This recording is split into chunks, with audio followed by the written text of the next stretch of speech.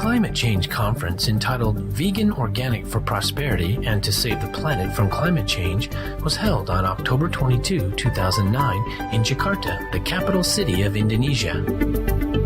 The purpose of the conference was to raise awareness on the grave issues of global warming and the most effective and key solution to halt it in its tracks, the vegan diet.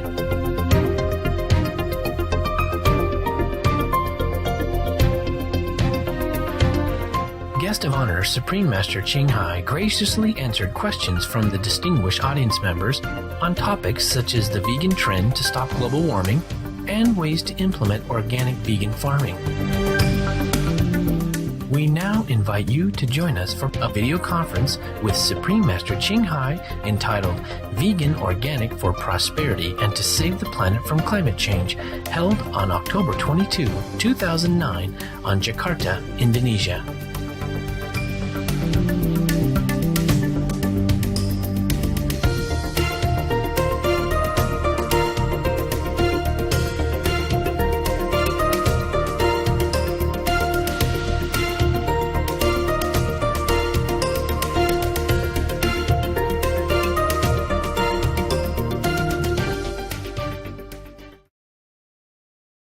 Ladies and gentlemen, honored guests, greetings.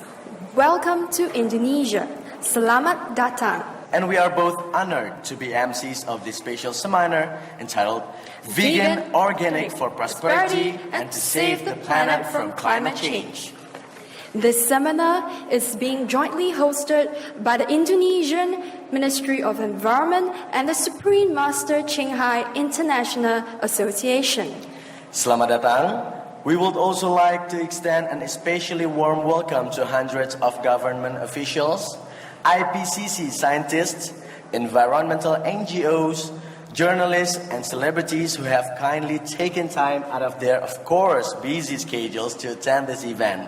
And in addition, we would like to wish a warm Indonesian welcome all Supreme Master television viewers tuning in live across 5 continents via 14 satellite platforms to share this moment with us. It's very meaningful and timely for us to come together today to share information and discuss a solution to the adverse environmental issues which all beings on this planet are presently facing. Indonesia is one of the most resource-rich countries in the world and possesses beauty beyond one's imagination. But Indonesia has also been greatly affected by climate change in recent years, and we appreciate this valuable opportunity to hold this climate change seminar here to discuss solutions to this global crisis. This seminar is being held as part of the lead-up to the 31st Session Intergovernment Panel on Climate Change, IPCC, which will be held on the 26th of October 2009 in Bali, Indonesia. Speaking of Bali, Indonesia, now we would like to present a traditional dance from Bali. Once again, I repeat, this dance is coming from Bali, Indonesia, genuinely. The title of the performance is Tari Pendet. Tari Pendet is a ritual dance that is usually performed in Balinese temples to welcome the gods before special ceremonies. The dance is presented here today by association members along with their friends as a welcome gesture to all of us present here, as well as to all the Supreme Master television live viewers that are with us here in spirit. They also dance for the success of the IPCC Bali conference and hope our message from today's seminar will be delivered to the Bali conference delegates. Now, let's enjoy this very special Balinese performance.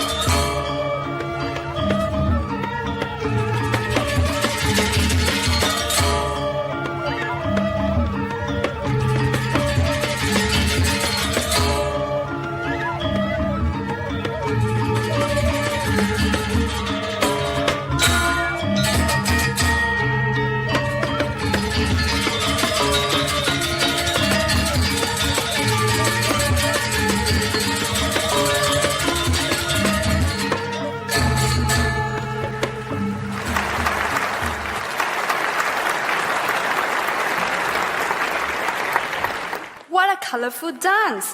Thank you, Terra Planet dancers, for such an enchanting performance.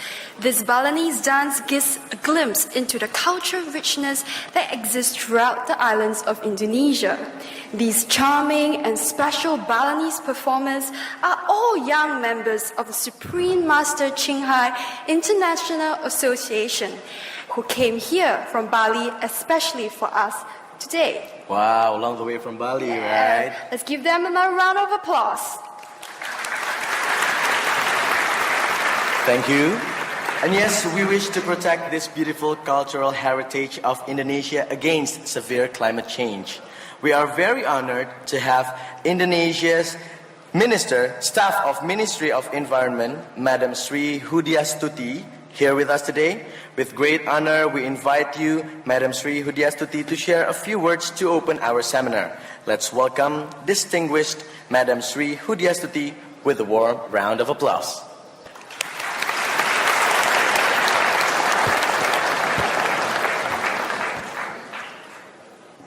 Bismillahirrahmanirrahim.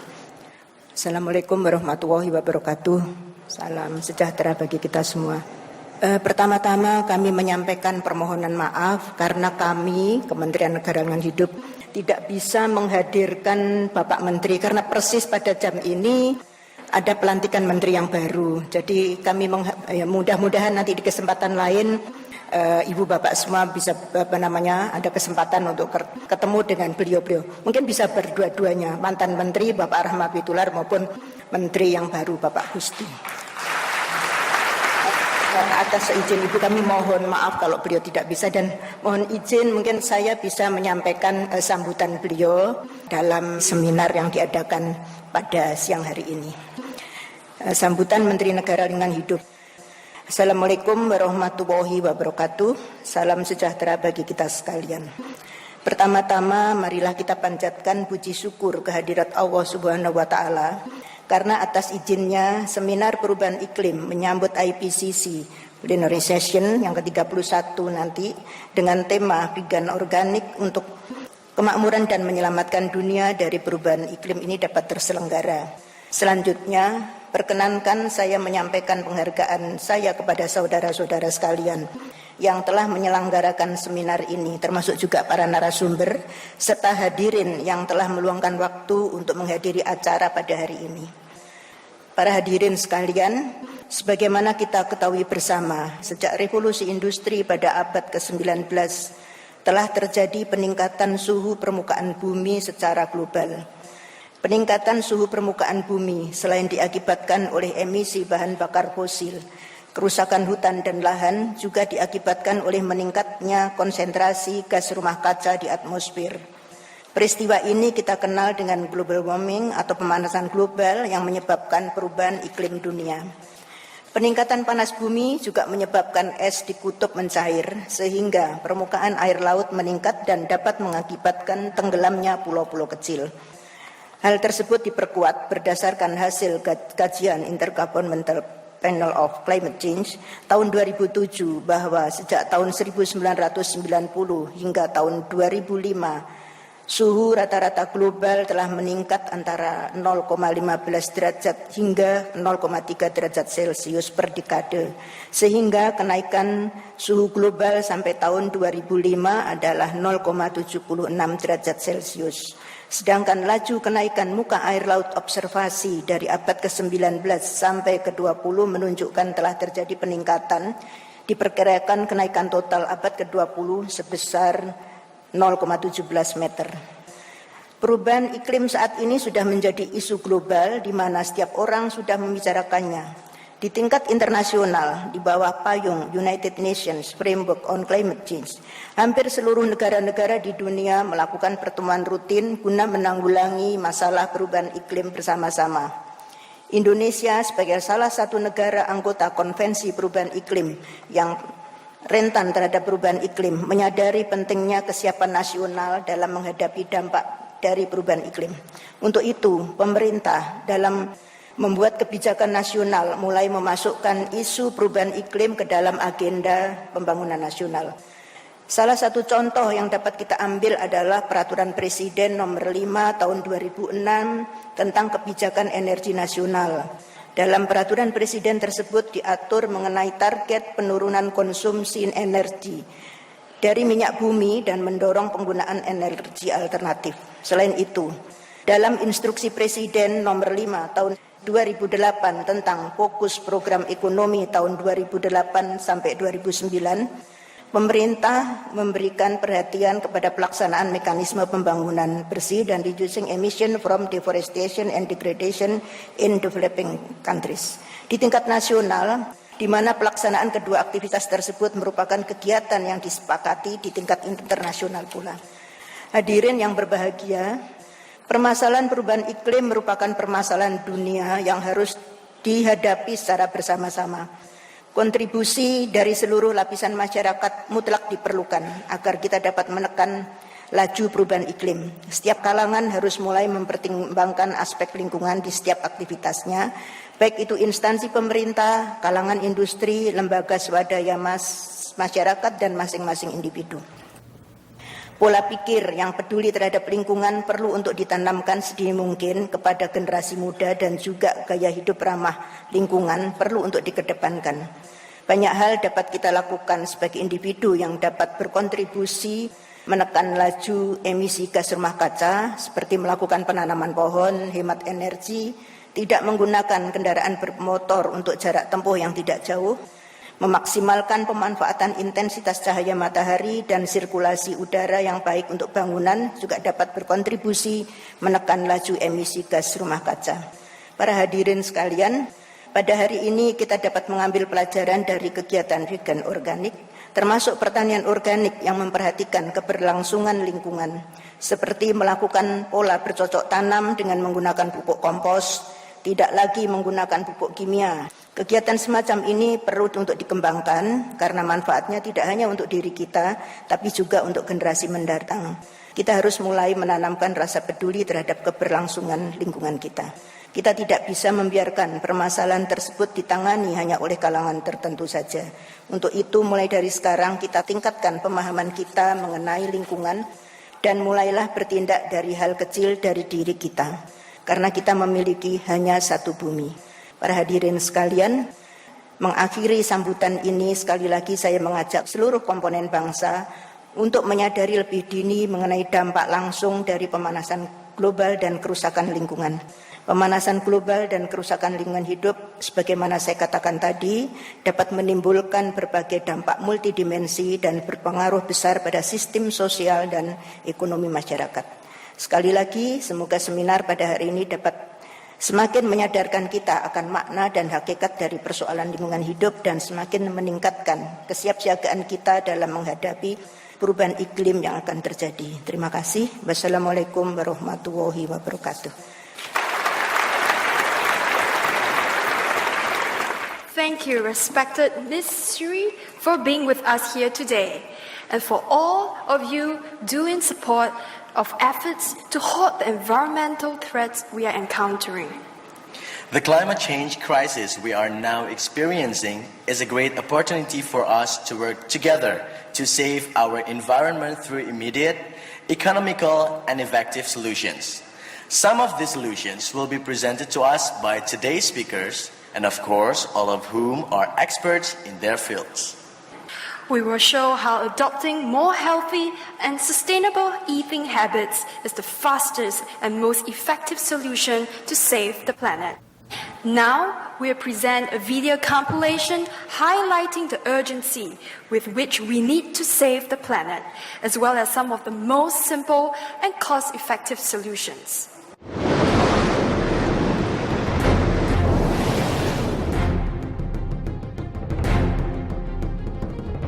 Arctic sea ice reflects about 80% of the sun's heat, stabilizing the colder temperature of the ocean.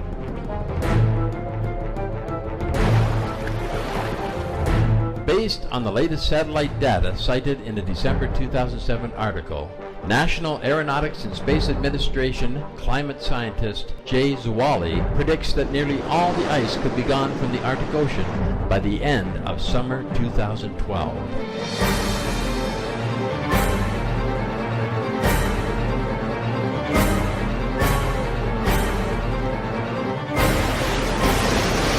Arctic ice in September 2007 was 23% below previous record low from NASA satellite data and 50% below 1950 levels from ship data.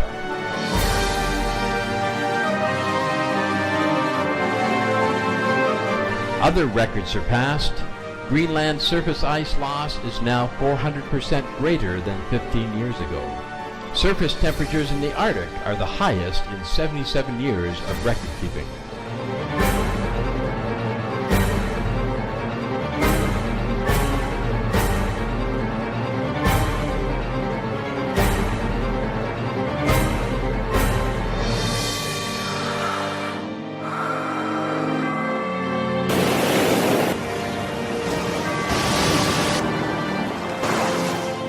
There is hope.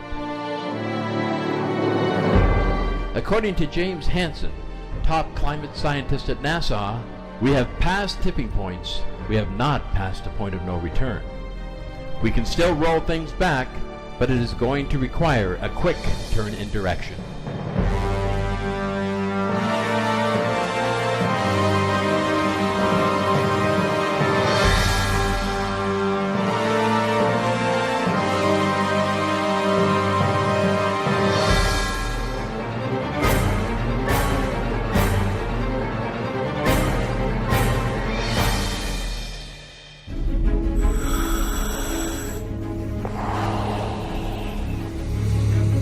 Dr. Gerald Dickens, Associate Professor of Earth Science at the prestigious Rice University, located in Texas, USA, and Editor-in-Chief of the American Geophysical Union's Paleoceanography Journal, stated in an interview with Supreme Master Television. But it turns out that most of the carbon, about 93% of it, is in the ocean, not trees or in the atmosphere. And so what's happening right now is we're adding a lot of carbon to the atmosphere, and it's coming in much faster than it can go into the biosphere or into the ocean. So that's why the CO2 is going up very, very quickly. According to U.S. University of California Davis's newspaper, the California Aggie, published on March 4th, 2008, U.S. professor says methane from Arctic lakes adds to global warming. In a talk presented at the University of California at Davis, Dr. Katie Walter, a professor of limnology and environmental research at the University of Alaska, stated that methane bubbling up from Arctic lakes is now being released into the atmosphere. This is due to melting of the lake's permafrost layers resulting from climate change. According to Dr. Walter, who has personally conducted Arctic lake research in areas such as Siberia, this phenomena causes further global warming because methane fuels its own production by melting even more permafrost layers once released. Research by Dr. Gregory Riskin at Northwestern University indicates that methane explosions from the ocean caused extinctions of 90% of marine species and 75% of land species 250 million years ago. In his report, Methane-Driven Oceanic Eruptions and Mass Extinctions, he explains how methane gas, which had been trapped in the stagnant waters, was released, leading to the die-off of most marine and land life. Dr. Riskin states, if it happened once, it could happen again.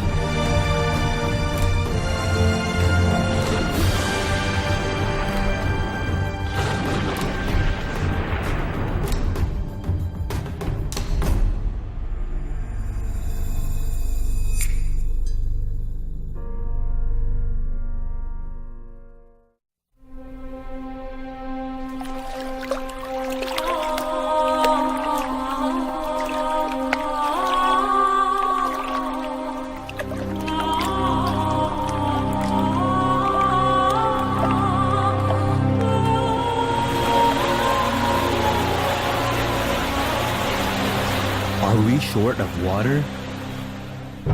One serving of beef uses over 1,200 gallons of water. One serving of chicken uses 330 gallons of water. One complete vegan meal with tofu, rice, and vegetables uses only 98 gallons of water.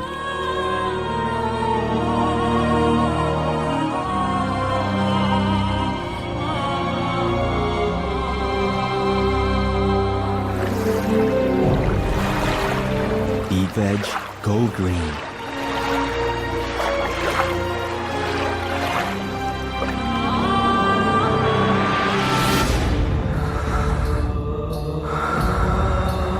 Are we short of food?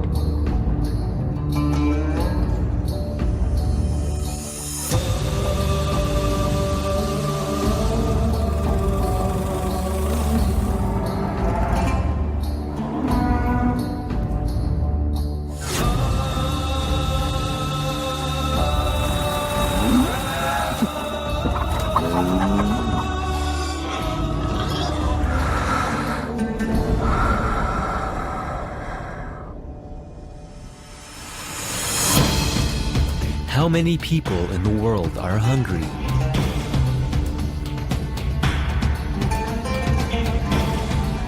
$1.02 billion people. Grain currently fed to livestock is enough to feed 2 billion people.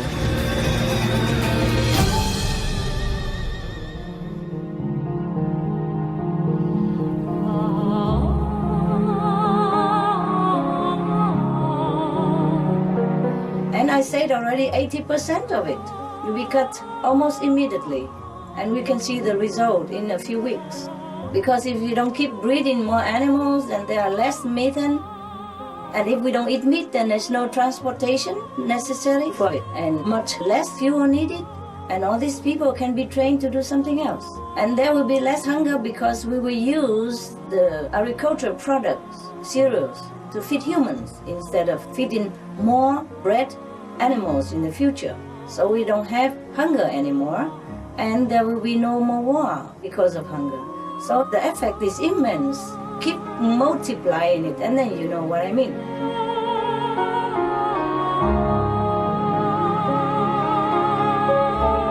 Be veg, go green.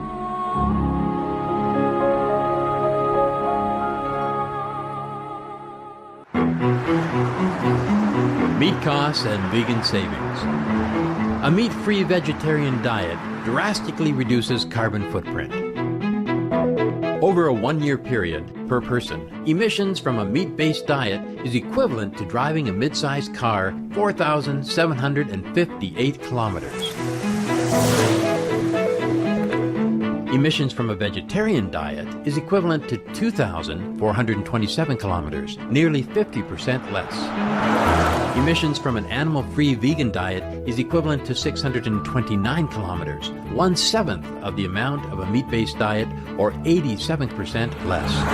Emissions from an organic vegan diet is 281 kilometers, 94% less emissions than that of a meat-based diet.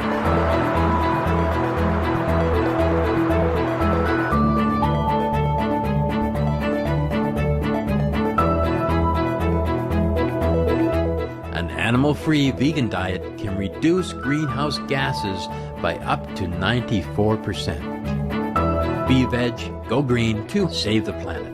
For more urgent details, please visit suprememastertv.com/SOS.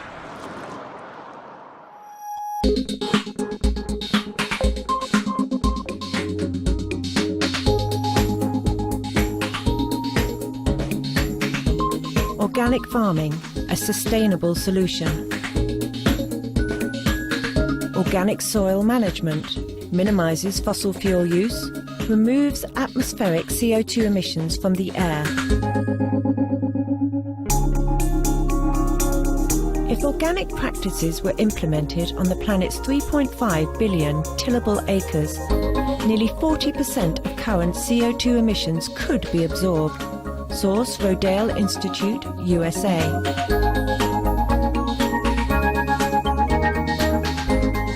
Try organic today. Be veg, go green, save the planet. For more information, please visit suprememastertv.com/be-veg. Ladies and gentlemen, as we have seen, the situation is becoming very severe. But we still have hope. And all we need to do is act now.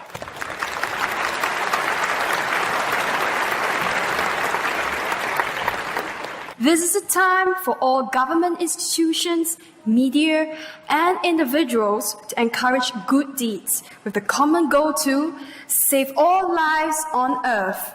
Too many lives are at stake now. It is that urgent. We have no choice but to act right now. If managed sustainably, the resources of the world can be used sustainably and shared by all. Indonesia is the world's fourth most populous country and represents a significant proportion of the world's population and thus plays a very important role. We can lead the way by being shining examples to the rest of the world on how to live sustainably. And today, we have the privilege to hear from Miss Amanda Katili Niode. She is a special assistant to Indonesia's Environment Minister and a member of the National Council on Climate Change. She has had the opportunity to receive first-hand training from Mr. Al Gore, former Vice President of the United States, and joint Nobel Laureate for Peace in 2007 for efforts to build up and disseminate greater knowledge about climate change and to lay the foundations for the urgent measures that are needed to counteract such change. Her talk today is titled Global Warming and the Impacts on Life. So, let's welcome Miss Amanda Katili Niode.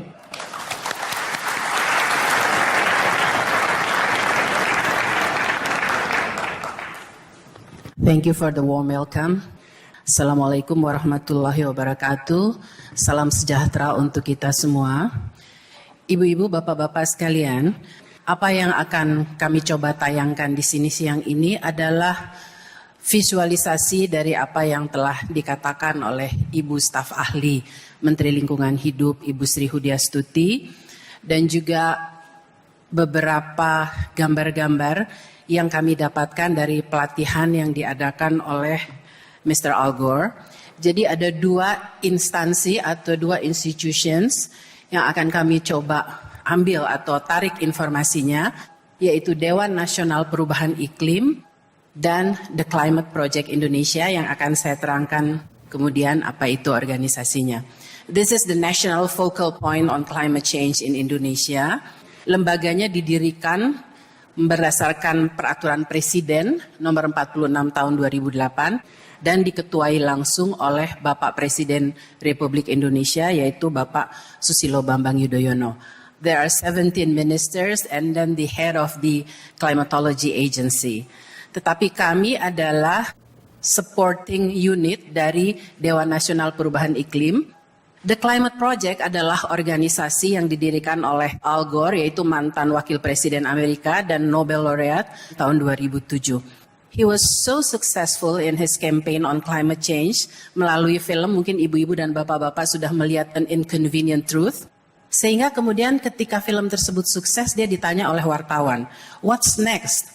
Lalu dia katakan, I'm going to train 1,000 people in the United States so they can communicate the climate crisis like what I'm doing. Dan saya akan berikan slide-slide saya kepada mereka. Sehingga kemudian dilatihlah 1,000 orang di Amerika.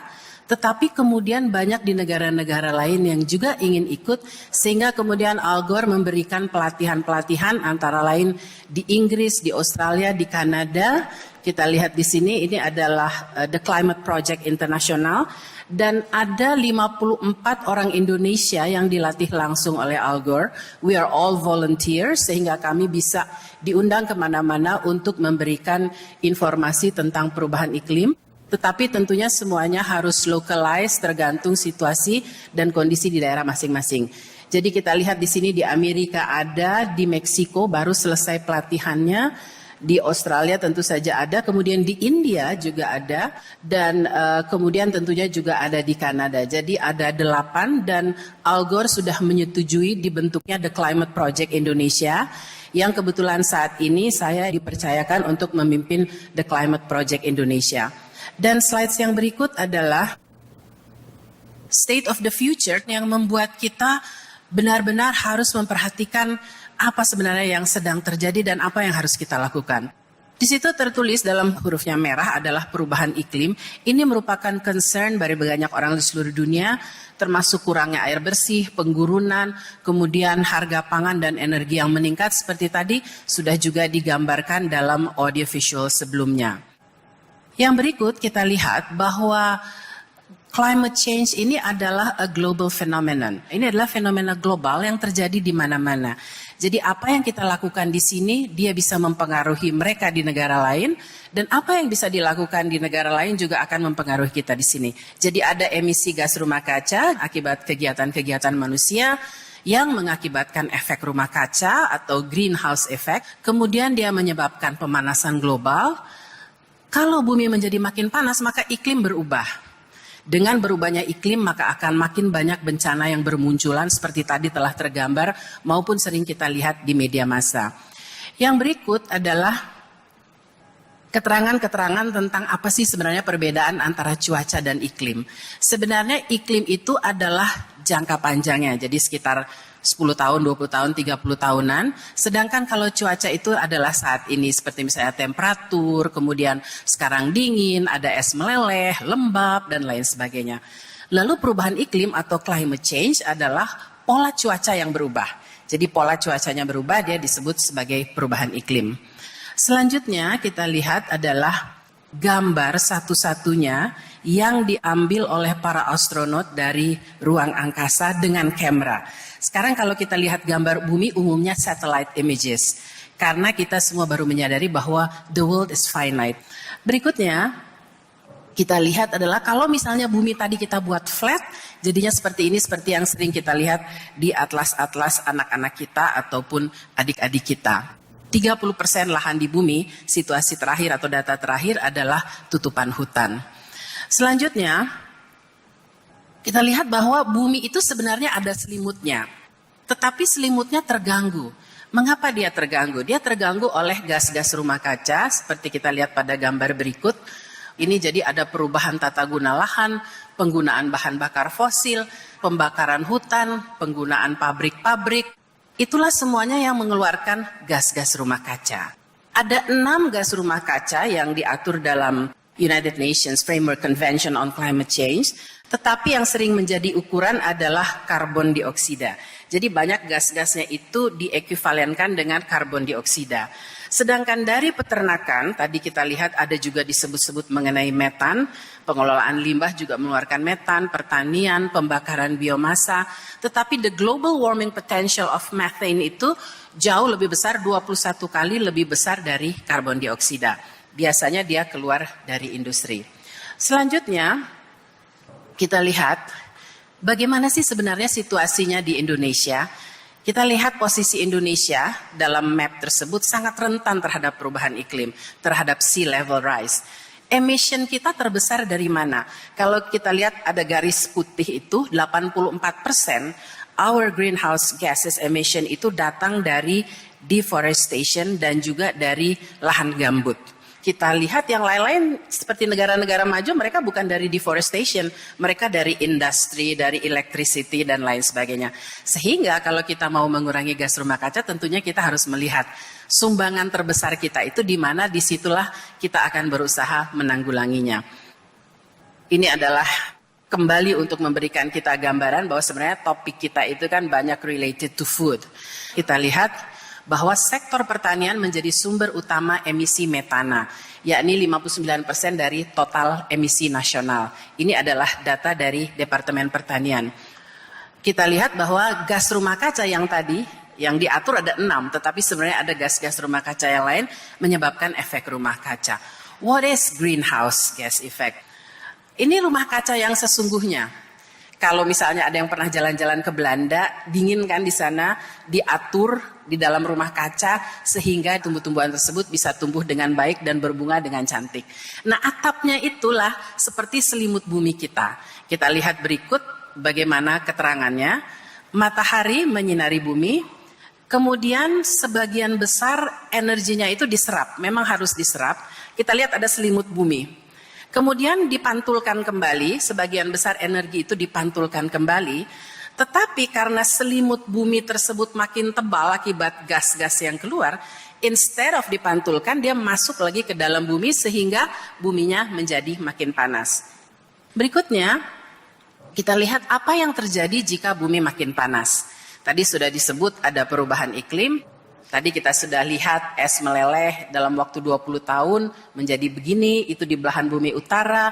Ini daerah ski di Eropa, kemudian dia menjadi habis sehingga hotelnya masih ada, tapi yang main ski sudah tidak ada, sehingga merugikan ekonomi mereka.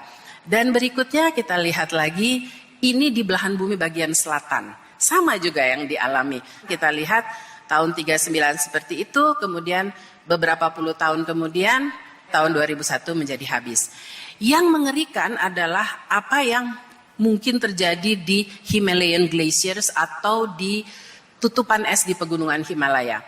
Karena ini adalah sumber dari 7 sungai besar di daerah tersebut. Jadi ada sungai Gangga, sungai Brahmaputra, Salween, Yellow River, dan lain sebagainya. Kemudian apa yang terjadi kalau tutupan es di pegunungan Himalaya ini habis? Lebih dari 40% penduduk dunia, kira-kira 3 miliar penduduk dunia itu tergantung dari pegunungan Himalaya untuk sumber airnya. Sehingga mereka tentunya akan sangat kehilangan sumber air bersihnya. Ini adalah data-data 10 tahun terpanas dalam catatan. Ada tahun-tahun terpanas dan semuanya itu rata-rata di atas tahun 1998. Makin meningkat penggunaan bahan bakar fosil manusia, maka akan makin panas bumi ini. Berikutnya kita lihat adalah apa yang terjadi di India. Temperatur pernah mencapai 50 derajat Celcius. Saya baru saja kembali dari pertemuan aliansi petani di Indonesia. Mereka katakan, Bu, tidak usah di India, di Indramayu 50 derajat Celcius juga sudah pernah kita alami. So this shows that it's a global phenomenon. Dia terjadi di mana-mana. Berikutnya adalah informasi atau apa yang terjadi di Pakistan, 52 derajat Celcius. Tentu ini semuanya menimbulkan korban. Dan yang selanjutnya lagi kita lihat adalah sejak tahun 70-an badai itu makin besar. Jadi dia makin kuat dan makin lama terjadinya badai. Ini adalah studi dari MIT yang dikutip oleh Al Gore. Dan berikutnya kita lihat ini gambar dari NASA. Bayangkan 2 September 2008 ada 4 badai berturutan. Mungkin ibu-ibu bapak-bapak pernah ingat apa yang terjadi dengan Katrina. Bisa kita bayangkan apa yang terjadi kalau 4 badai ini, Josephine, Ike, Hannah, Gustav, dia akan berturut-turut menghantam satu daerah. Nah inilah adalah tanda-tanda perubahan iklim tadi. Jadi badai memang makin banyak. Berikut kita lihat adalah korban-korban dari badai ini. Ini di Greensburg, Kansas, juga sudah habis. Sekarang mereka sedang mulai membangun menjadi Green Greensburg. Jadi mereka akan menggunakan renewable energy. This shows that it's a global phenomenon, not only in Kansas, not only in Greensburg, ini di Jogja. Mereka terganggu kegiatan belajar mengajarnya karena ada badai. Dan yang berikut adalah tempat yang belum pernah ada puting beliung. Di dekat Monas, kantor Balai Kota DKI mengalami hal-hal seperti ini. Ini bulan April tahun 2009. Banjir dan kekeringan di mana-mana. Berikut kita lihat adalah di Washington State. Kenapa gambar ini saya tayangkan? Karena Washington State itu adalah tempat kelahiran dari Bill Gates, salah satu orang terkaya di dunia. Dia tidak luput dari kebanjiran. Kemudian berikut kita lihat lagi di Eropa, yang biasanya tidak pernah banjir, kemudian juga banjir. Jadi memang infrastrukturnya sangat terganggu. Dan selanjutnya lagi kita lihat, ini di kampung saya di Gorontalo. Kekeringan, petani mengalami gagal panen dan lain sebagainya. Jadi banjir dan kekeringan ada di mana-mana. Dan berikutnya kita lihat, bagi dunia ini apa sih sebenarnya dampaknya? Untuk Indonesia, this is horrifying kalau menurut saya. Tahun 2008, bencana terkait iklim, banjir 20%, longsor 25%, gelombang 13%, puting beliung yang seperti tadi 33%. Rata-rata climate related. Dan berikutnya lagi kita lihat adalah dampak perubahan iklim terhadap pertanian. Jadi dia bisa menyebabkan sawah menjadi tergenang, tetapi juga dia bisa menjadi tandus. Ini ada fenomena-fenomena, jadi kalau misalnya dia di samudra terjadi pemanasan, kemudian terjadi penguapan, ada angin yang cocok, temperatur cocok, dia akan terjadi badai. Sementara kalau di lahan terjadi pemanasan, maka akan terjadi crack seperti di bawah ini. Dan berikut kita lihat lagi adalah dampak di bidang pertanian, terjadi perubahan pola tanam. Ini tentunya juga akan mempengaruhi pangan yang harus kita peroleh. Dan berikutnya lagi kita lihat Petani di daerah tanda hujan akan mengubah pola panen atau membiarkan lahan mereka jika curah hujannya dan limpasannya berkurang atau bertambah. Jadi tadi ada petani yang mengatakan pada saya, kita ingin menjaga supaya bumi ini tidak menjadi makin panas. Tetapi the land is not ours. Mereka penggarap. Sehingga karena kita tidak mempunyai tanah, kita terpaksa pergi mencari tanah untuk membuka. Jadi kami ingin melindungi bumi ini, tetapi kami tidak mempunyai lahan untuk kami sendiri, sehingga kami terpaksa membuka lahan. Jadi banyak sekali kami dengar cerita-cerita seperti ini. Dan yang berikut lagi kita lihat adalah, inilah dia yang terjadi di Kutub Utara. Juga data dari NASA tahun 80 seperti ini. Berikutnya kita lihat tahun 2007, sea ice extendnya menjadi berkurang. Hewan-hewan yang kehilangan tempat tinggalnya, ini ada gambarnya di depan. Kita lihat lagi terus apa yang terjadi di Kutub Selatan. Yang merah, ini adalah gambar di Kutub Selatan. Yang merah kita lihat dia makin memanas. Dan apa yang ada di Kutub Selatan, kalau tadi ada polar bear di Kutub Selatan, maka kita akan lihat penguin yang juga kehilangan tempat tinggalnya. They are the indicators of the health of this planet. Jadi kalau buminya makin sakit di utara, buminya makin sakit di selatan, lama-lama kita yang daerah Khatulistiwa tentunya kan akan ketularan penyakit bumi yang sedang sakit ini. Berikut kita lihat adalah Maldives. Mungkin ada yang pernah membaca, they were having a cabinet meeting underwater.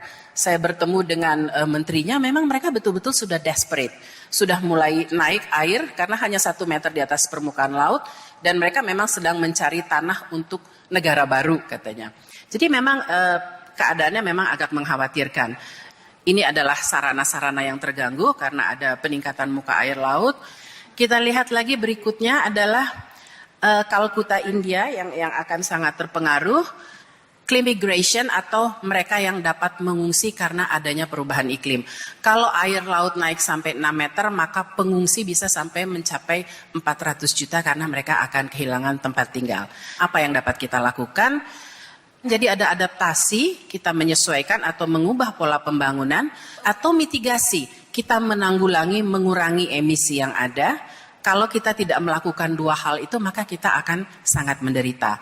Selanjutnya adalah contoh-contoh adaptasi, menyesuaikan pola tanam, tidak menggali tanah di kemiringan misalnya. Kemudian berikutnya kita lihat adalah peta adaptasi yang dibuat oleh para ilmuwan. Jadi kira-kira kita bisa lihat di mana yang rentan terhadap perubahan iklim. Berikutnya lagi kita lihat adalah perencanaan adaptasi perubahan iklim untuk pertanian. Sedangkan pada slides yang berikut kita lihat adalah mengenai contoh mitigasi. Kita menanam pohon, kita hemat energi, kita tidak membakar sampah. Dan yang berikutnya lagi kita lihat penggunaan renewable energy, kemudian energy efficiency atau mengurangi emisi. Kita harus melakukan ini demi bangsa dan negara kita. Karena kalau bisa terlihat titik di sebelah kanan itu, itulah kita, bumi kita 4,5 miliar kilometer dari permukaan bumi. We are nothing in this universe. We have to do something. Apalagi kalau kita lihat pada slides yang terakhir, bahwa air bersih di bumi jika dibandingkan dengan volume bumi, tinggal yang di sebelah kiri, titik bulat itu. Sementara kalau udara bersih di bumi ini tinggal yang di sebelah kanan, titik pink itu dibandingkan dengan volume bumi ini. We have to do something. Wassalamualaikum warahmatullahi wabarakatuh.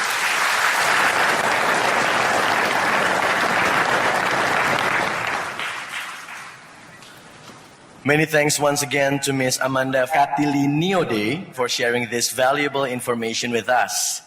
We can see from your presentation that time is running out and we must all play our part to bring about a brighter future for this world. Indonesia needs to both maintain economic development and cope with climate change at the same time. If we try to reduce only CO2 emissions, not only will we consume huge amounts of money, but our efforts may not have a fast enough effect on climate change. If we adopt the vegan diet, we can definitely curb climate change in the quickest and most efficient manner, without any adverse cost to the economy. This approach also enables all of our brothers and sisters across the country to live in prosperity. Indonesia's natural beauty inspires us, talented, Environmentally conscious individuals share their inspiration with us through the avenue of music and song composition. Now, it is our great pleasure to introduce very special and well-known local musician, artist, and environmentalist, Nugi. Through the songs he will perform today, he shows his love for nature and deep concern for our animal friends. Let us enjoy his songs together. A big hand for Nugi. Selamat siang semuanya, good afternoon, ladies and gentlemen. Salam hijau dari saya. Moga-moga bisa disambut dengan jawaban lestari. Salam hijau. Terima kasih. Actually, I wrote this song for International Climate Change Conference di Bali 2007, and this song is become a theme song for conference in Bali, and hopefully it's gonna be a theme song for all humankind in the world, karena masalah lingkungan hidup adalah masalah kita semua, manusia yang tinggal di bumi, dan satu-satunya cara untuk mengatasi ini semua adalah dengan cara berbagi kepada sesama manusia di seluruh muka bumi.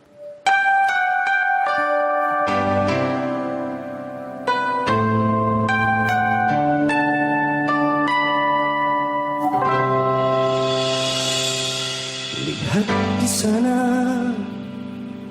air tak lagi ramah membasuh terketukah hatimu.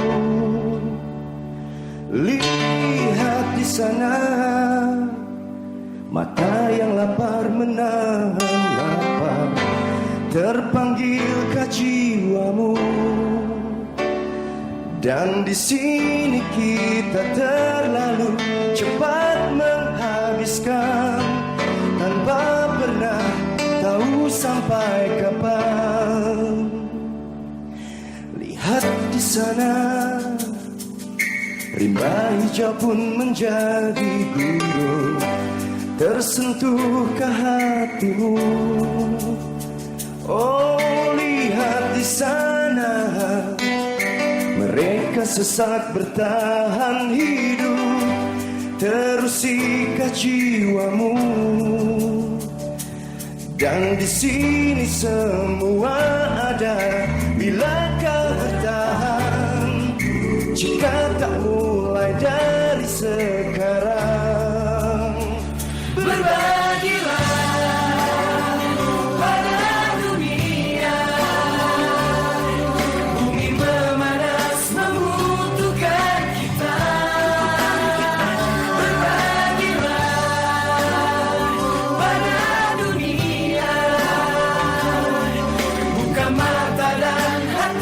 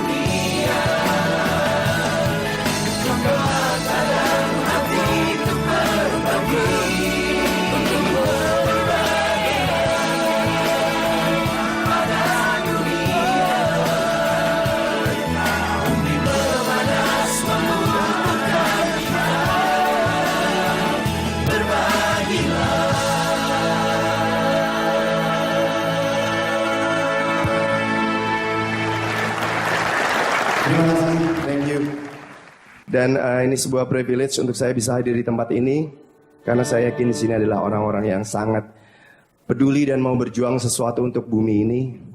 And I'm very, very appreciate this invitation.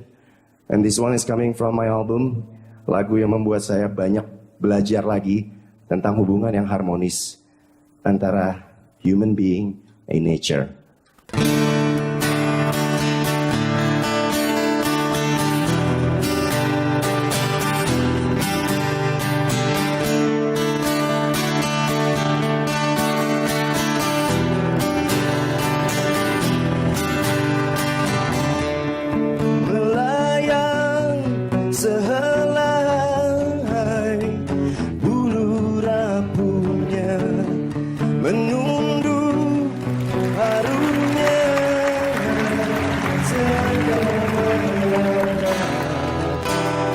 Sanggupkah diriku berkicau menyambut pagi?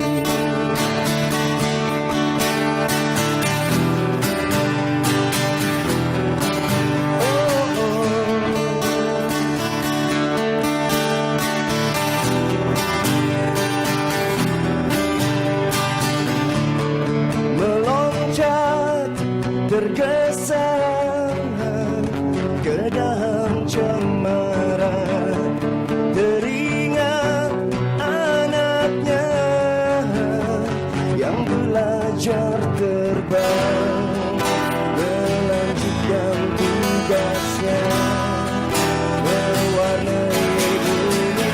Berhembuslah anginku, bawa kicauku, bergoyanglah daunku, iringi kepakanku.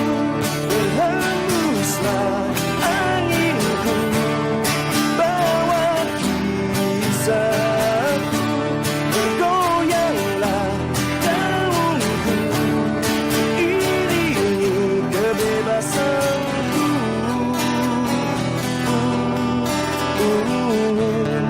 Menutup matanya dan terbang merendah, menghindari segumpal awan menghitam. Akankah ku sanggup cerahkan langit?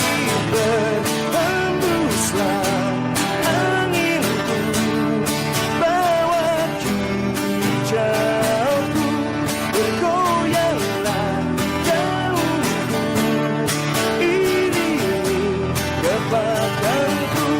Berhembuslah anginku, bawa kisahku, bergoyanglah daunku, iringi kebebasanku.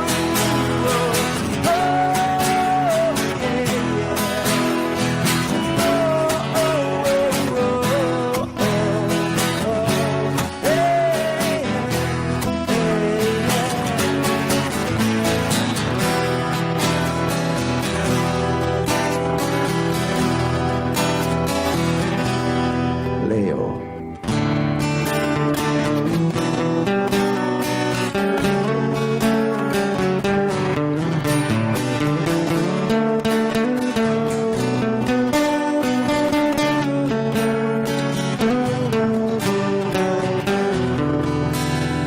Akankah ku sanggup cerahkan langit?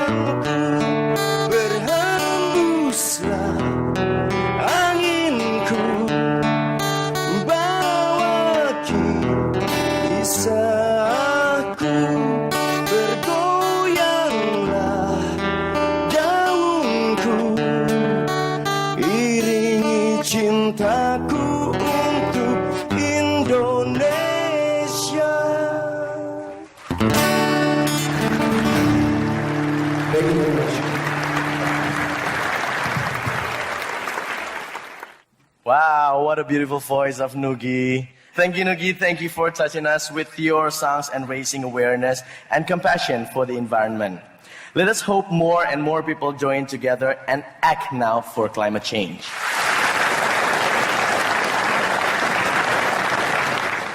Since 1970, droughts of greater intensity and longer duration have been observed across ever wider regions of the planet, especially in the tropics and subtropics. We cannot afford to waste water. Meat production uses massive amounts of water, taking up to 1,200 gallons of fresh water to produce just one serving of beef. Research by University of Chicago professors Dr. Gaydon Asher and Dr. Pamela Martin found that being vegetarian for 1 year reduces emissions by 1.5 tons when compared to the standard American diet. This reduction is 50% greater than that of switching from an SUV to a hybrid car. So, being veg is more effective than changing your car. In contrast, a full vegan meal requires only 98 gallons of water. Currently, most of our food and water is being consumed by the meat industry instead of by people. However, there is still hope. It is such a relief that solution is simple. Just be vegan. And next, we will be hearing from Ms. Hira Jamtani. She will share with us the benefits of an organic vegan diet for improving the welfare of farmers and society as a whole. Ms. Hira Jamtani is an associate of the Third World Network based in Bali, Indonesia.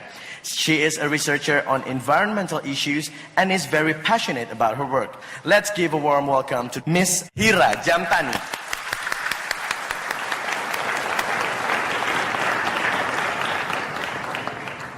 Selamat sore, Om Swastiastu, good evening, ladies and gentlemen, friends.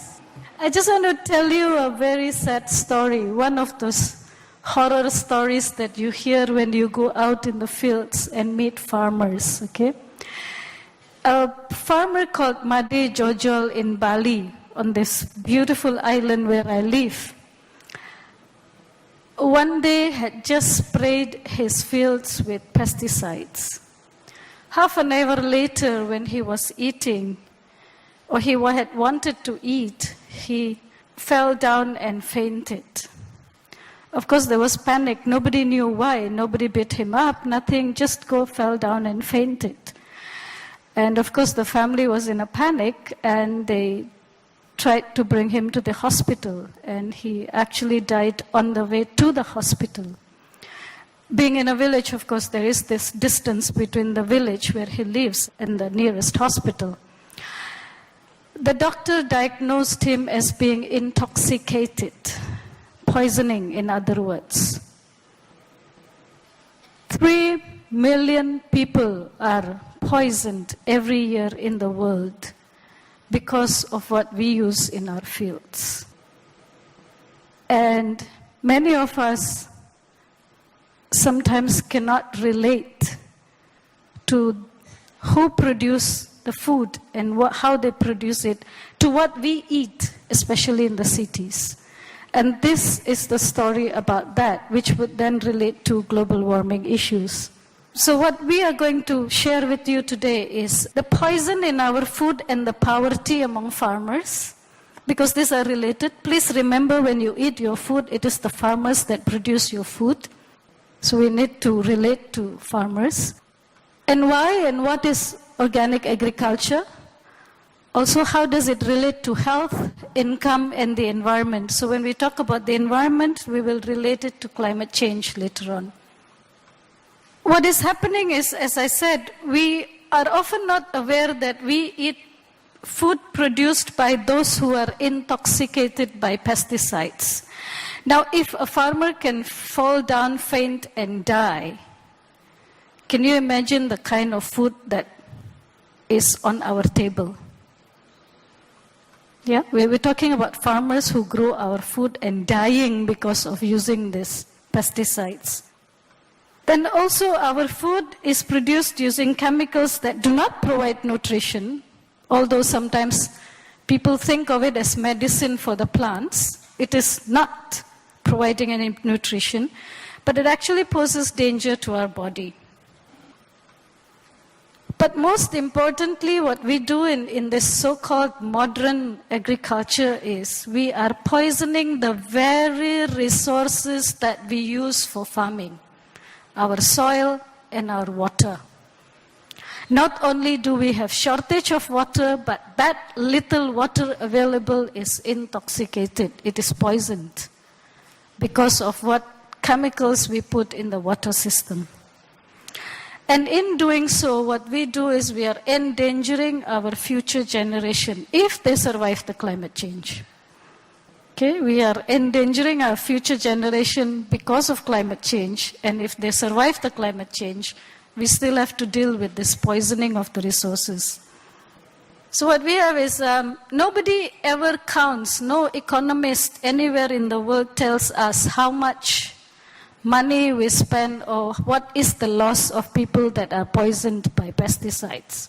These are pictures of what happened to our farmers when they are poisoned by pesticides. And the residue is even in mother's milk, and the research is here in Indonesia, not anywhere else. Okay, these are the figures that we have. At least 14 million farmers we know are intoxicated, although the potential is about 40 million farmers. And also it has been found that in central Java, women farmers also are prone, 79% more prone to poisoning, to having miscarriage because of the poison. So, as I said, we are also endangering our own children in the process. Now, when we talk to the government and the scientists who develop this, they say, well, but we need more production in order to feed people. The big question is then, why are people still hungry? We saw the video, it was 800 million. This slide was made for more in Asia, and out of that 800 million, 500 million are in Asia, the continent where we live. These are hungry people. And when you see who are the hungry people, you will be surprised that it is the farmers who grow our food that also go hungry. Can you see the logic of the way our economy is having, huh? So 400 million farm households actually go hungry, despite the advertisement on chemical fertilizers and chemical pesticides that this will give you welfare. If they're healthy, then how do you answer these statistics, yeah? So the very people who grow the food which we eat in the cities are actually hungry. Yeah, please keep that in mind because it relates to how we treat our farmers. And because of the inequity, this whole modern system actually benefits the large farms and not the small farms. And because of the inequity, the smaller farmers go into debt. So this is what happens, yeah? So we have more production but less welfare. So now, the solution is quite simple as any other solution. It's a matter of whether we want to do it or not. And that is organic agriculture. Now, what is organic agriculture? Most people think it is just, you don't use chemicals, but it's more than that. You don't use chemicals, you don't use genetically modified organisms, and most importantly, you use local resources, whether it is the seeds or the non-chemical fertilizers. The most important thing is that it is sustainable in the sense that you do not pollute and you do not use the resources unnecessarily. So it goes well into the future. That's why we call it sustainable organic farming. That is actually the right term. And one of the most important things is that it provides farmers' welfare. Remember, we talk about farmers not being in welfare. And that farmers become independent in terms of the production input. So when we look at organic agriculture, we look at it as a holistic thing, not just substituting the agrochemicals with non-chemicals, it is also a matter of how do we make farmers' welfare and how do we ensure that the consumers get healthy food and affordable. We all want affordable food, but we also don't want to make the farmers poor, right? Okay. So I'm just giving you some of the definitions, yeah? Now, what and how, again, the organic farming. We were talking about climate change, and 18% of the greenhouse gas emission actually in the entire world, 18 to 20 actually, comes from agriculture. And that is the industrialized agriculture. A whole chunk of it is meat industry. So it is rightly said, if you change the diet, but you must also change the industrialization of the agriculture, then you actually do a lot of mitigation and adaptation for climate change. And it provides safe and healthy process. It reduces the poison in the environment. Of course, we hope it not only reduces, but it eliminates totally the poison. We hope to do that. And please remember that we need to also increase the income of farmers. That's how we look at it. Okay? In terms of health, because of the less poisoning, or in places where the chemicals have not penetrated, then you actually have food which is totally devoid of chemical substances, then you have safe food. But what is more important is you have more nutritional food. This has been proven in various journals scientifically that organic food has more nutrition because it does not retain so much water. If you keep organic food more than 1 week, it still stays compared to the conventional farming method. Okay, and in that process, you also have a healthier wildlife. In Europe and in the US, people are having trouble now because many vegetables and fruits are not well developed because they have lost the insects that are supposed to do the pollination. And why do they lose these insects? Because they have sprayed pesticides everywhere. I will give you the example of durian. Kalau tidak ada kelelawar, tidak ada durian. So if we don't have the bats, you don't get durian to fruit. But if you spray pesticides, then the bats are also poisoned. So you don't get durian harvest. And that is very dangerous. Unless you do it, of course, you put the pollen into the durian flowers. Kalau di bahasa Indonesianya jadi dikawinkan secara manual gitu, baru bisa. Tapi kalau tidak, kita perlu kelelawar. This is what one of the farmers who have switched to organic has said. He actually said that now we know we need healthy food. And when we produce healthy food, we as farmers are also healthy. People are always telling me, can you really live on organic farming? Can Indonesia survive on organic farming? And we see that there are indications, yes, we can, as long as we do it properly. And this is an analysis from Africa that you see. There's an increase of productivity by 116%. But also worldwide, there's been a research over 20 years worldwide. The cereal yields have gone up from 50 to 200%. And the third one is important. In developing countries like Indonesia, actually 80% higher harvest. So we do have evidence. As long as you combine the new technology, the agro ecosystem, and you provide independence to the farmers and policy support.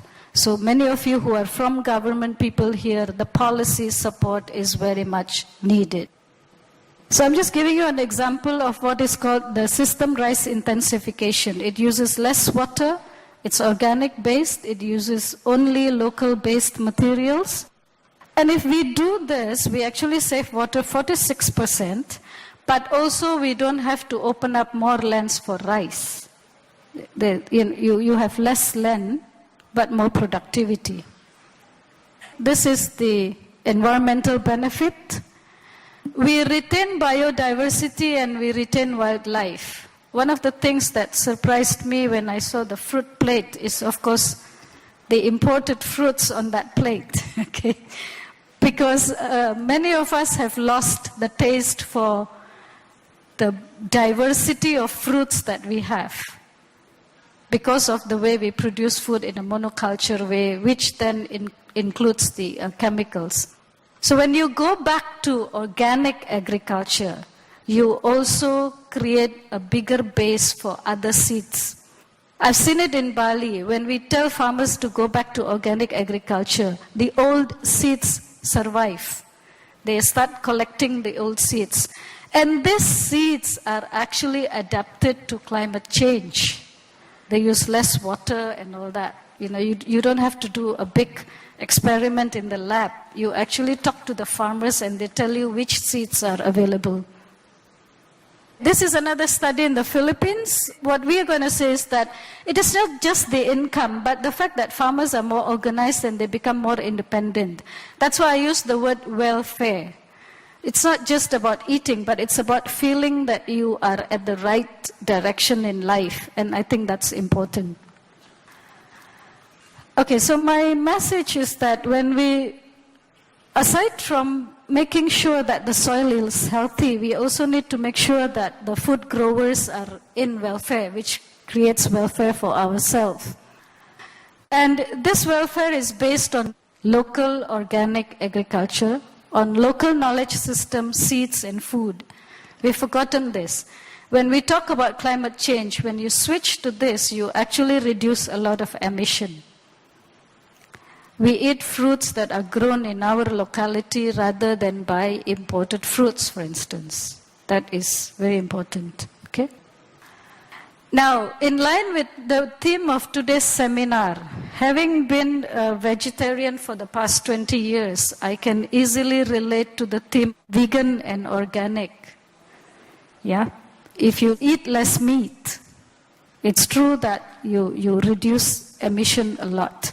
If you eat less meat and organic, you reduce even more emission. If you eat less meat, organic and local, you reduce even more emission. And this is a solution that you can do at the individual level, that you don't wait for the experts or the government to do anything. It's a choice. You can make this choice. And I think this seminar is very valuable in teaching us towards that. That you make that choice. Because 80% of the emission in industrialized farming actually goes into meat production. And one of the reasons why I became vegetarian was the inequity in which animals are fed with grains that should have gone to humans. Yeah? So you're actually depriving people when you eat meat, depriving hungry people of their grain. And I think that's a serious issue that we need to take up ethically at our own individual life. Okay, so now we do have a vision. You know, we saw Ibu Amanda's presentation about climate change, how bad it is. And so we want to see our children like this. Refugees in 2050. Everything now the experts say 2050. Or do we want to see this? Okay? The vision is your choice. I have made a choice. I want to see this baby grow in an organic way. So you make your choice. Thank you very much.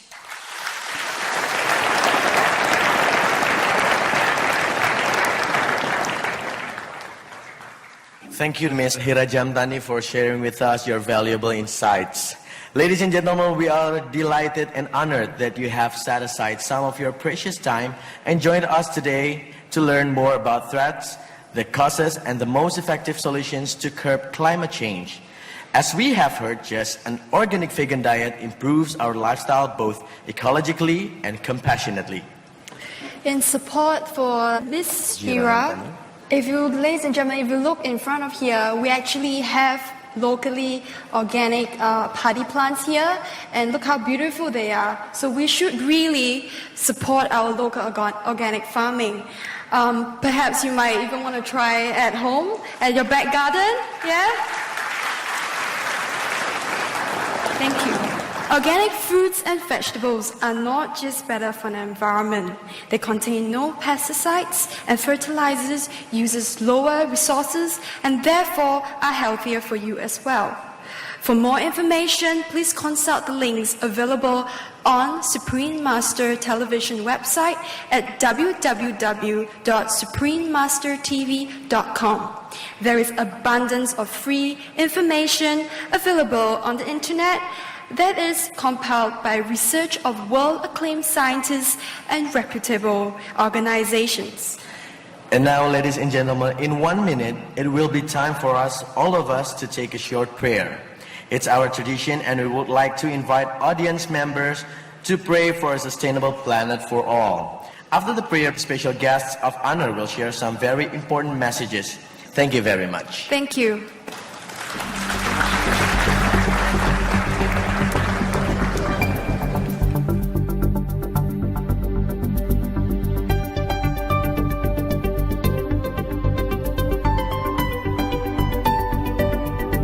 Ladies and gentlemen, distinguished guests, and worldwide viewers, welcome back to our seminar, Vegan Organic for Prosperity and to Save the Planet from Climate Change. We need to raise awareness amongst all people, both here in Indonesia and around the world. Let us spread the word to our friends and relatives. We pray that many more will join us in changing their daily eating habits and adopt a frugal lifestyle.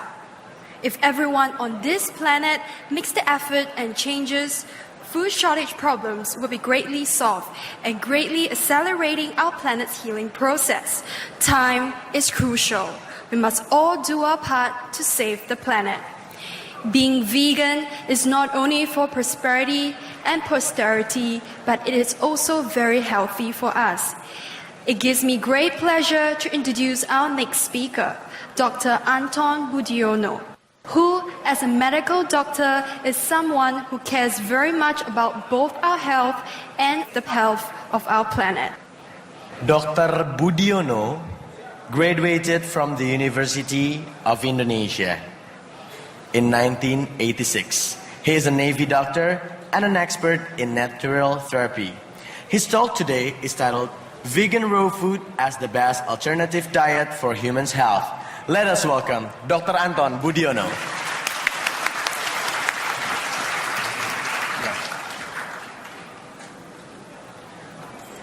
Baik, selamat sore hadirin yang saya hormati.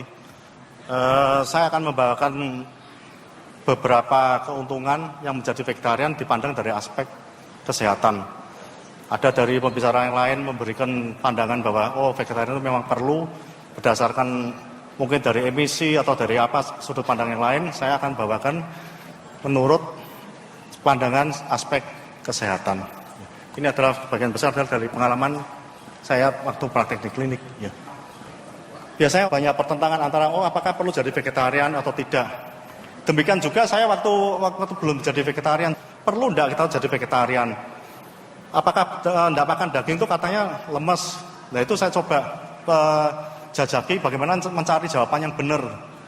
Nah kemudian dalam hati kecil saya berpikir bahwa saya harus menjadi seorang yang makan sayur. Kenapa? Karena saya tidak tega melihat ada ayam disembelih, ada sapi disembelih itu.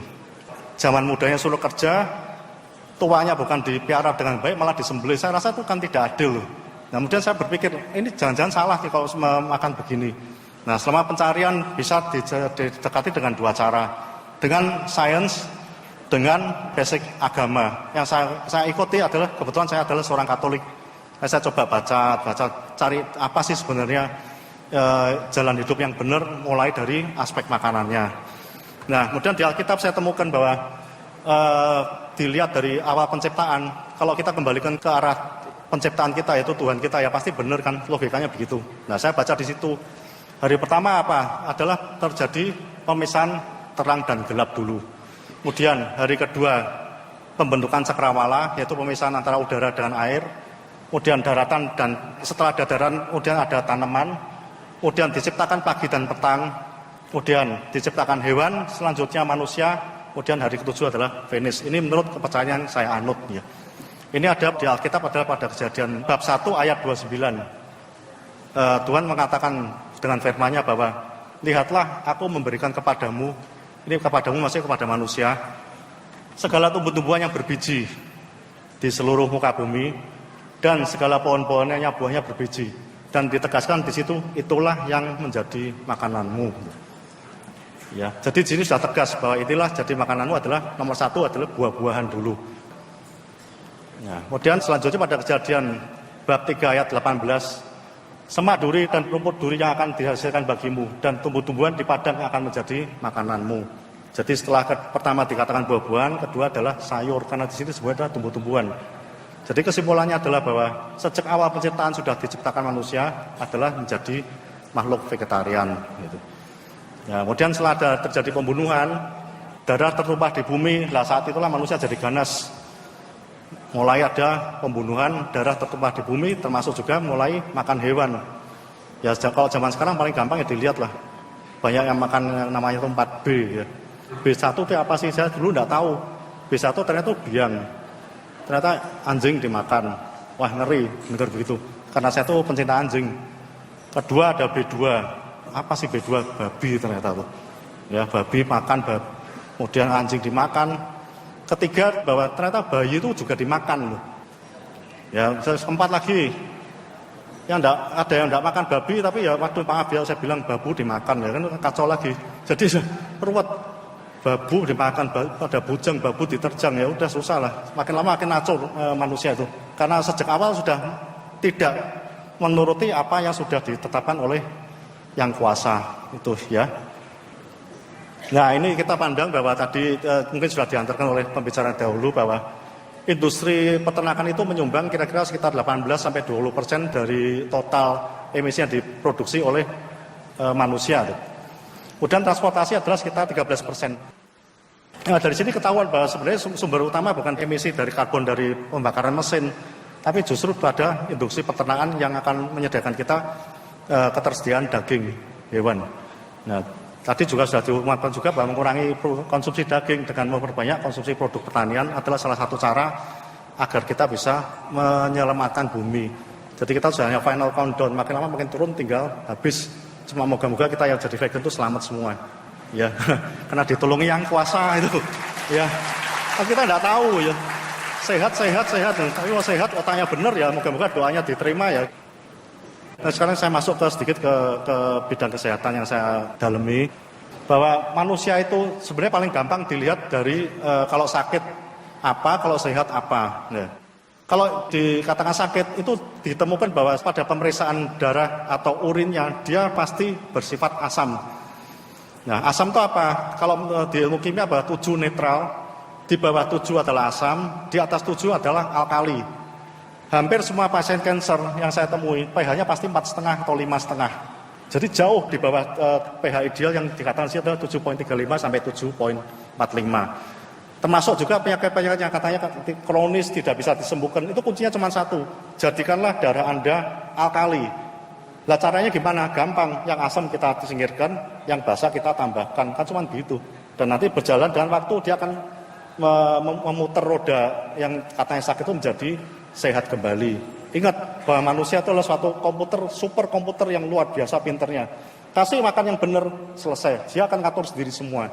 Cuman kalau di sini peran seorang, kalau tenaga kesehatan yang bidangnya herbal, hanya bisa mempercepat proses. Artinya apa?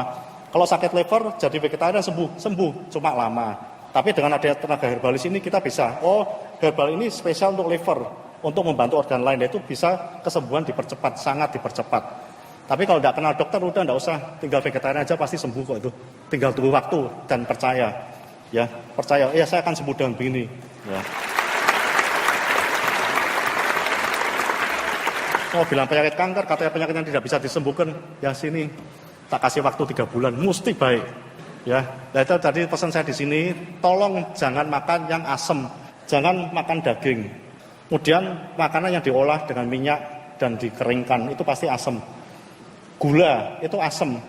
Karena makanan kemasan itu pasti pengawetnya asam, asam benzoat, asam sitrat. Ya, dimakan aja dia susah asam, itu enggak benar loh. Tapi kemudian ada pertanyaan, apakah yang namanya jeruk itu kan asam, apa dalam tubuh jadi asam? Tidak.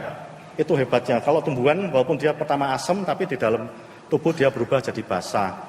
Rasa asam itu membawakan dia nanti harus berperan di sini gitu. Itu jadi rasa asam itu bukan di dalam jadi asam, tapi menarik ke zat-zat aktif yang ada di tumbuhannya rasanya asam itu pada lever gitu. Ternyata dia di dalam tubuh bukan asam, jadi kita minum jeruk pun boleh, dia diubah akan jadi basa. Khususnya setelah minum sari buah yang asam itu kita olahraga, dia akan terbakar dan menjadi basa semua.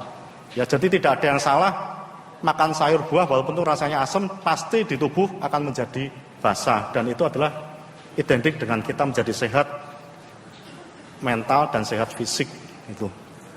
Nah, jika Anda mengalami gejala ini berarti badan Anda sudah mulai asam. Coba dilihat itu. Sering kembung konstipasi. Ini banyak sekali di klinik. Cuman penyakit kayak gini, tapi muter-muter dokter berapa orang tidak pernah ada yang sembuh. Cuman sekedar kembung konstipasi, padahal obatnya gampang banget. Jadi vegetarian selesai dalam waktu 3 minggu biasanya. Nah, ini berat badan terus nambah. Situasi pasti asam di dalam tubuhnya. Ya. Kemudian sering flu, batuk pilek. Orang lain kena hujan sedikit langsung KO. Lihat temannya di sebelahnya flu, kita ketularan. Lah yang benar kita kena hujan 1 jam harusnya tidak apa-apa. Kerja sampai jam 12 malam itu juga tidak apa-apa. Itu berarti namanya dia badannya biasanya sifatnya itu basah. Kemudian sariawan yang tidak sembuh-sembuh. Ini juga katanya kurang vitamin C. Minum vitamin C sehari 2 gram. Mana ada yang sembuh. Kalau memang karena sifat asam tidak mungkin dia sembuh. Itu. Kemudian udah lelah, kurang energi, ini juga. Jadi bangun pagi bukannya seger, tapi lihat bantal pengennya masih ambruk terus. Saya mau pengen tidur. Nah, berarti badannya itu pasti asam gitu. Ya, kulit terus bermasalah. Kulit merah-merah atau suatu penyakit namanya psoriasis, eksem gitu. Ya, kalau psoriasis katanya tidak bisa sembuh. Nah, padahal dengan rubah pola makan sembuh. Itu antara 3-4 bulan sembuh ya. Kemudian alergi kronis, hipertensi itu. Hipertensi juga dalam waktu 3 minggu. Kalau vegetarian vegan mesti sembuh. 95% itu. Kemudian kolesterol, asam urat, gula darah tinggi ini juga, bau badan dan mulut atau kaki. Jadi tidak usah pakai aplikasi luar, tapi dengan makan sesuatu yang sifatnya membersihkan, dia akan sembuh total. Dan sifatnya adalah permanen, sembuh, benar-benar sembuh. Kemudian nyeri sendi dan otot, terutama pada waktu bangun pagi. Bangun, kemudian rasa kaku semua, badannya mau gerak susah, itu berarti badannya pasti asam. Nah, kemudian dari hadirin saya rasa mesti pengen taunya asam gimana sih dari gejala ini. Silakan Anda cek dengan kertas lakmus. Lakmus itu kalau dicelup ke tempat asam dia warna merah, kalau basah dia warna biru. Nah, pagi buang air kecil. Kalau sudah punya kertas lakmus itu, buang air kecil pada midstream, jadi yang urinnya yang tengah itu tampung, kemudian dicelupkan. Warnanya apa itu? Kalau warna merah kita pasti asam. Nah, silakan sakit. Nah, kalau warnanya biru terus sembuh. Tunggu waktu, pasti akan baik itu. Nah, ini makanan pembentuk basa, semua sayur buah adalah pembentuk basa plus mineral, ya. Nah, ini kita tunjukkan bahwa apotek Tuhan itu luar biasa. Ini sudah diteliti secara ilmiah. Dan kedua, kita lihat secara mudah aja ternyata itu tidak usah sekolah sampai S3. Lihat aja sebentar sudah tahu langsung itu. Karena kita tuh ternyata tuh sudah diberi suatu sinyal bahwa ini untuk apa tuh. Apotek Tuhan sungguh menakjubkan. Nah, lihat ini potongan wortel ini. Seperti mata tuh kan. Tengahnya atau pupilnya, kemudian pinggirnya atau irisnya, ya. Gambaran otak tengah dan radius dia sangat menyerupai iris dan pupil mata. Dan memang sains membuktikan bahwa wortel sangat bermanfaat untuk melancarkan peredaran darah dan fungsi sel reseptor mata.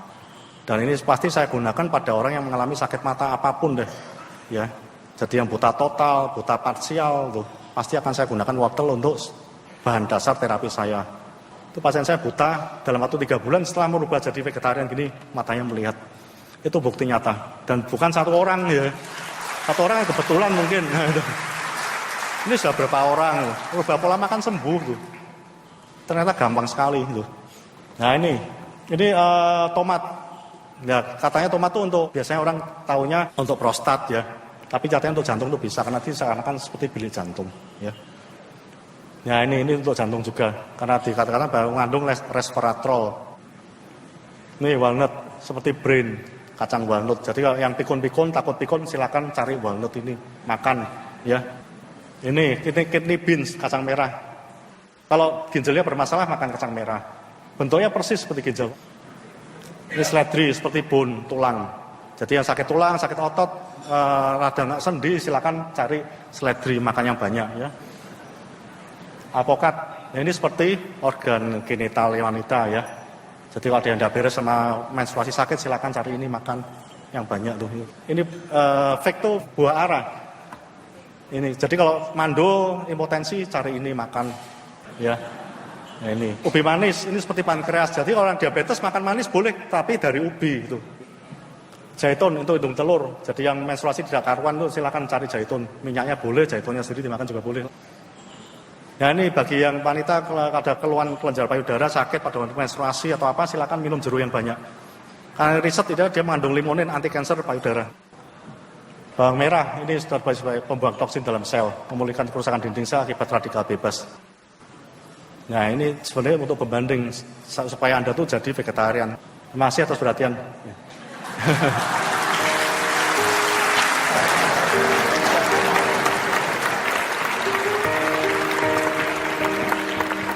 Thank you, Dr. Budiono, for your enlightening presentation.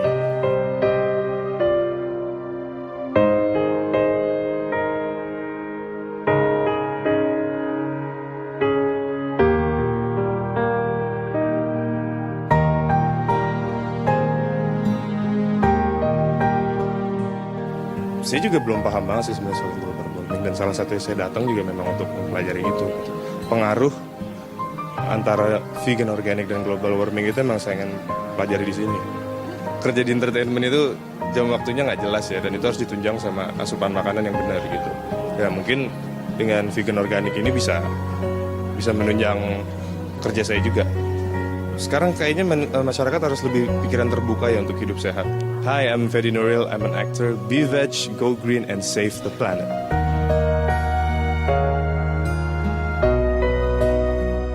Menarik sekali ya, dari acara ini kita dibuka kesadarannya gitu, dan mata kita akan keadaan global di dunia ini sekarang. Mudah-mudahan kita semakin peduli dengan bumi kita, semakin bisa menjaga. Mudah-mudahan kita semakin banyak yang menjadi vegan, semakin banyak yang vegetarian, jadi semakin sehat dunia. Be veg, go green, and save the planet.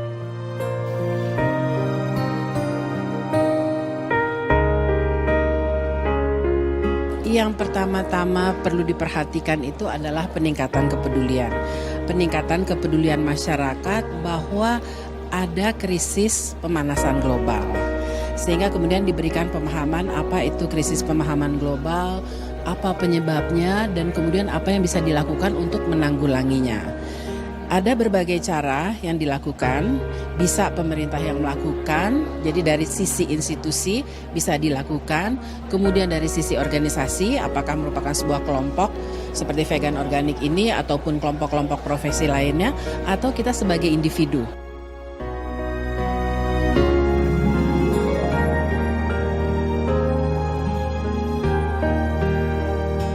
Saya Anton Budiono, saya dokter di Rumah Sakit Angkatan Laut Mintoharjo, Kepala Subdepartemen Hyperbaric Medicine dan Departemen Akupunktur Herbal Medicine. Saya seorang Master of Science di bidang hiperbarik dan Master Farmasi di bidang obat-obat bahan alam. Pesan yang saya sampaikan adalah, please be veg, go green, and save our planet. Thank you. Saya rasa seminar ini paling baik untuk pendidikan masyarakat ya. Jadi tadi saya lihat orang banyak bertanya apa itu global warming, efek rumah kaca, segala macam. Orang jadi lebih mengerti. Dikaitkan dengan vegan organik, ini juga memberikan solusi pada tingkat individu. Be veg, go green, save the planet.